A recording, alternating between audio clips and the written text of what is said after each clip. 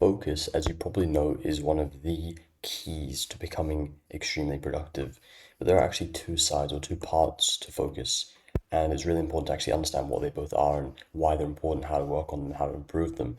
And those two sides are micro focus and macro focus, which is basically like focus short term and then focus long term. And so micro focus or focus like in the short term is basically when you're actually focusing on a task, like doing deep work, being in flow state, focusing, right?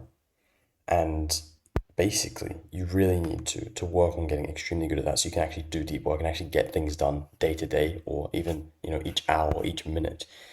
But then the other side to focus is extremely important as well, macro focus, so focus long term. So doing the same thing, like working on the same project or the same business or being in the same job or doing the same, working on the same skill or whatever, long term, because both of them really complement each other. You can't just have one and not the other if you want to actually become productive and achieve things. Because if you can focus like day to day and do deep work, but you keep changing what you're working on every week or every month, you're not really going to make progress long term.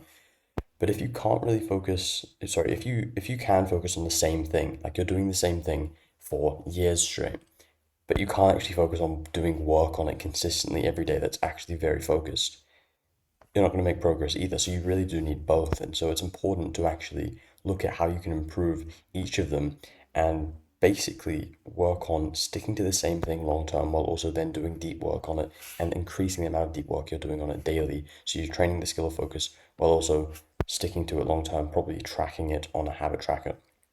And I'm not going to go into too much detail on how to actually work on those skills in this video because I just wanted to talk about the concept very briefly so you actually understand why both of them are actually important. And if you just want a bit more information about the specifics of how to actually build focus in both areas, micro and macro, then there's a link in the description for my free community with a free course that actually goes into a bit more detail on those and how to actually set up systems for them.